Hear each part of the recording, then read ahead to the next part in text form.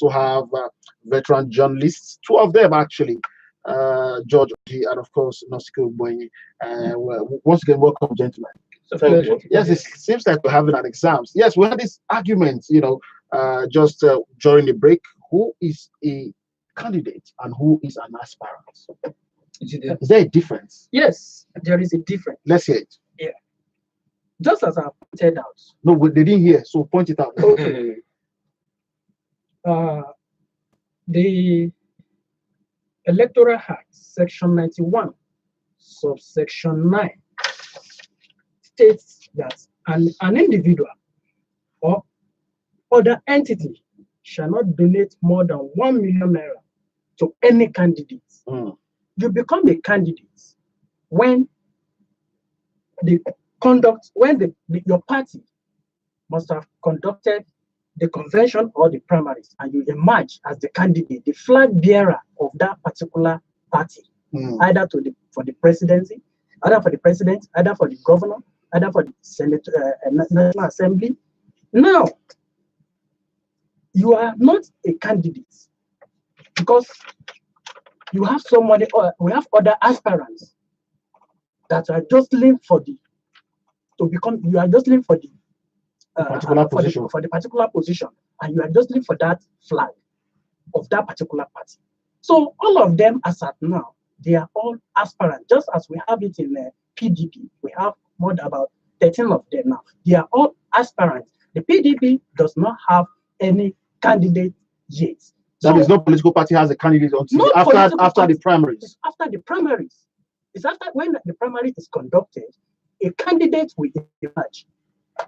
In the eyes of the law, that is the point. I'm not a lawyer, but at least you're already going there. No. I refuse. Who is a candidate? That's the question we should ask ourselves. Yes. A candidate is a contestant aspiring. Mind you, we have several political parties. All of them are aspiring to become the president. That's all the presidential candidates in this case, or maybe the governorship candidates or aspirants. So a candidate is somebody who is aspiring. So both words are in legal, there's terms. They are the same thing. They're synonyms. Nobody should dispute that. You can't tell me that because your party has not yet picked you, as for instance, say Muhammad Buhari, you are the candidate, then you can do anything. Then you say because you are still an aspirant, you are free. It's not like that. Candidates are also aspiring. They're aspiring for such position. So that is how it is. You can't say because they use the word candidate, so somebody can come and give you 45 million naira, and then you take. You will not even care about the person's background, if the association registered, who are the members, what is the motive, how are you sure that this will not come back sometime in future to hold you to ransom? How are you sure that these people are clean? What business are they doing? How did they raise the money? But over time, those are the issues. So that's why that provision is there to guide against this kind of thing. So nobody should mortgage any office by accepting all this. Come on, this is very clear. Last time we took loan. Why not resort to loan if the money is not there? All right, I don't even believe so. Let's stick with the subject, but I have a different argument, Mr. Oji. No, I don't. I think to align myself with the thought of Mr. Oboy. If you want to distinguish between an aspirant and a candidate, then what you should have done is that you do not, until a candidate emerge, all of them could go and run for the office until the candidate emerge. Then you specify amount the person will pay. But the fact that all the aspirants are charged across board, doesn't make any difference. Whoever emerges as a candidate, I think maybe the law was not too conscious of this distinction when the drafters of this section of the law were doing their job. It doesn't, a candidate or aspirant, I don't think there's any need to separate any of them. After all, if you emerge a candidate, you're not going to be levied a different amount again. The same amount you pay that you upon which you stand for the election. So the point is that the amount the parties have stipulated are too outrageous, particularly for a party like APC that is talking about anti-corruption and all of that. And for people who do not know their major means of livelihoods to have come together and say that they raise such amount to pay for the president And these are the same Nigerians who are frustrated, who are hungry, who are angry. And you have to show us evidence of how and where these people got this money and put together.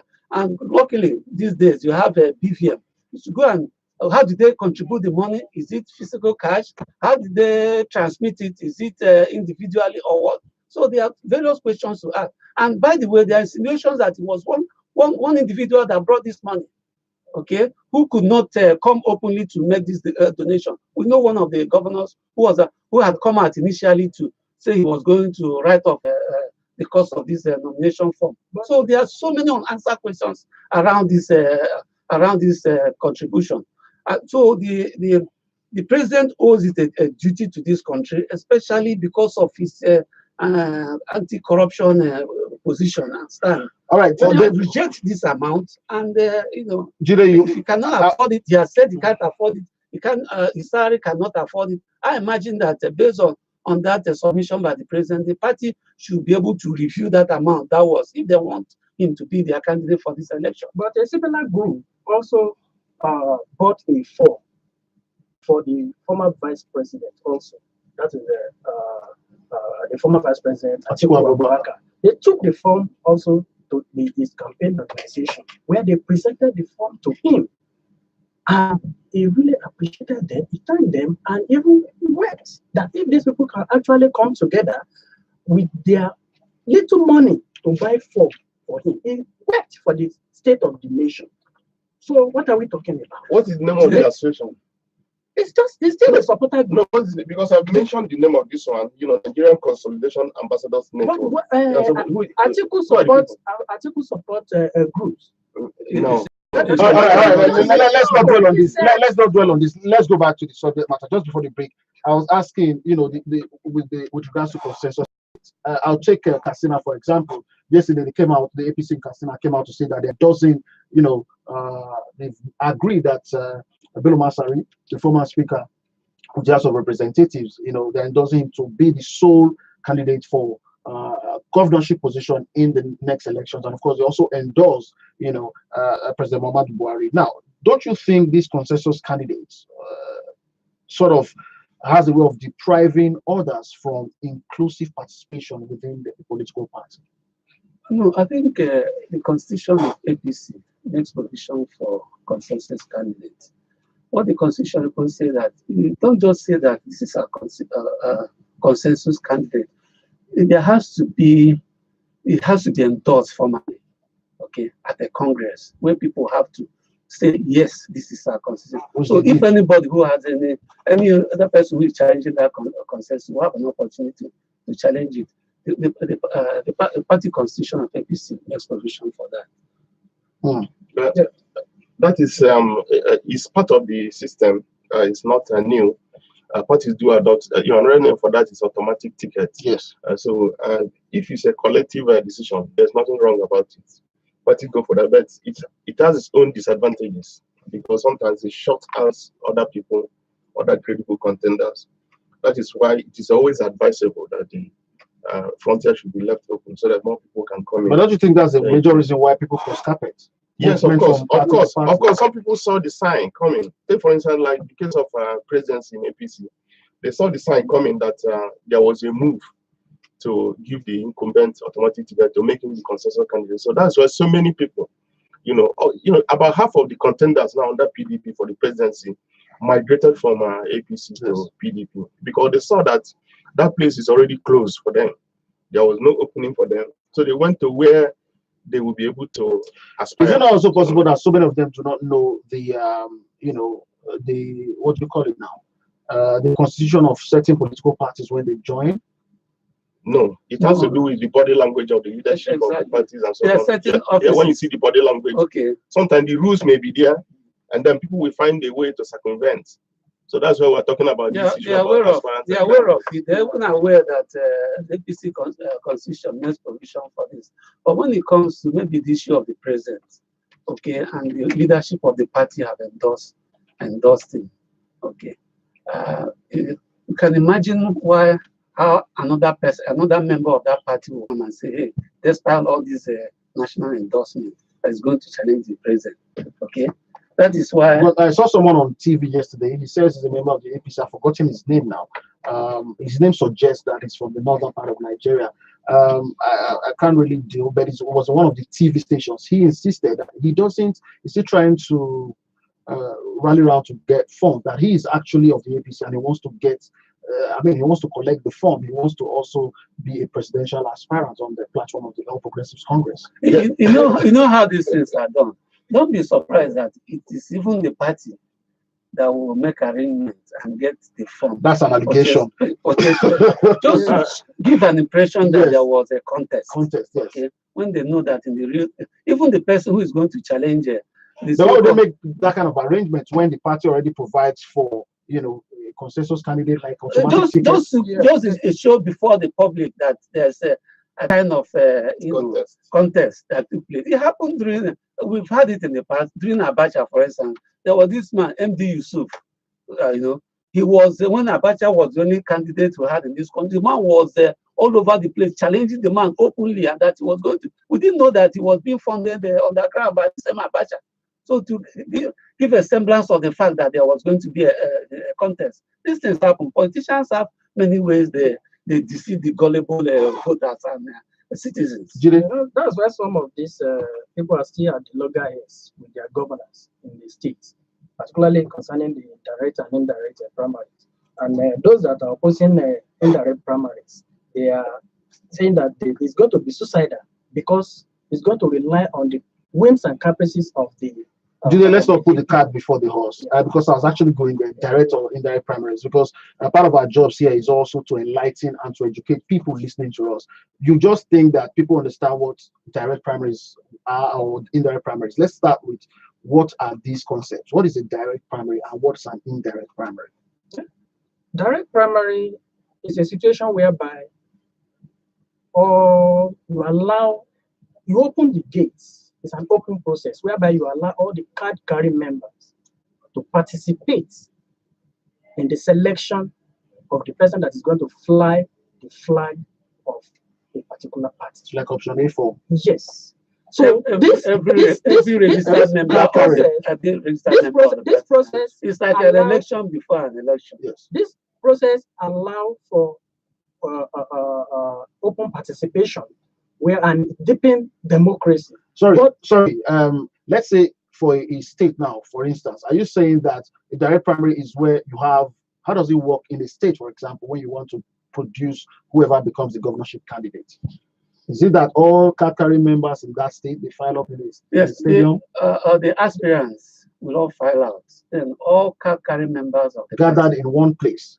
Well, it could be at just like you have a normal election, because you can't have all the state electorates be at a place. You take it at local government, take it at wards and all of that. But they have candidates who are the aspirants they are going to vote for. So at the end of it, they collect the votes. Whoever has the highest number of votes becomes the candidate of the party. Unlike indirect primaries, whereby you few delegates, that's people who vote on your behalf. You understand, like a kind of electoral college, yes, whereby people who vote on your behalf, you just select them, few of them. So that is the point. So some of the people, those that are opposing these indirect primaries, they have alleged that it's going to be suicidal because it will rely on the whims and caprices of those few people who are controlling the party, and it will subvert the will of the electorate. And the process is going to begin and end up with vote buying. So that is their point. But there's also a point that, let me go to you now, Nosike. There's also a point that delegates also collect. If you're talking about vote buying, even delegates, there have been accusations that delegates, they speak from two sides of their mouth. They can collect from there, and do what they need to do. Yes, however you look at it, but let me just buttress what they said. This issue of direct and indirect primaries, there are levels, but even the direct ones also starts from the grassroots, from the ward level, whereby everybody gather, then they elect. That is the Nigerian version of direct. So when they elect, the same people go level, the local government level, they elect. That's for the presidents, for instance. Then they come to the state, they elect. then before they come to the national. So it comes to that. So it can be evil either way, because if you say it's direct, whereby everybody will have to decide, some people will just be going to vote and they don't know what it purports. They don't even know the candidates they're voting for. So in that case, it may just throw up somebody who may not actually be qualified. Maybe has a lot of money, or maybe can speak well, he's eloquent. But on the other hand, if it's indirect, sometimes it involves the elite, people that are already very enlightened, and they will be able to differentiate between somebody, this a more capable leader, this person will likely represent us better than the other person. So that's another way. So whichever way you look at it, direct and indirect, they're still okay. So, but what worries me is the issue of all these consensus and automatic tickets, we're talking about. Like in the case of Nigeria now, there's what I see as danger. Since the two major political parties are now struggling to see who have the majority, of members at the Senate and the House of Reps. So they're dangling automatic ticket as a bait.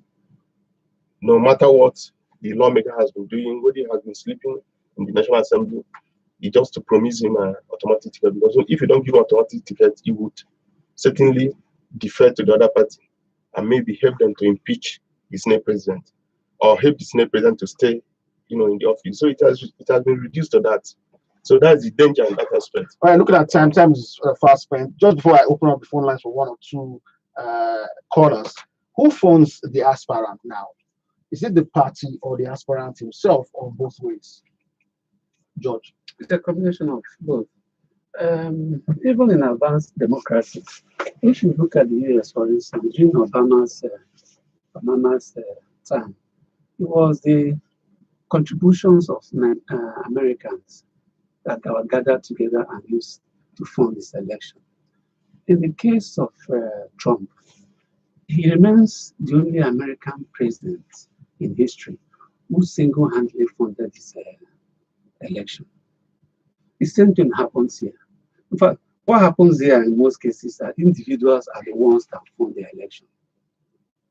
Okay, and that is what gives these money bags upper hand.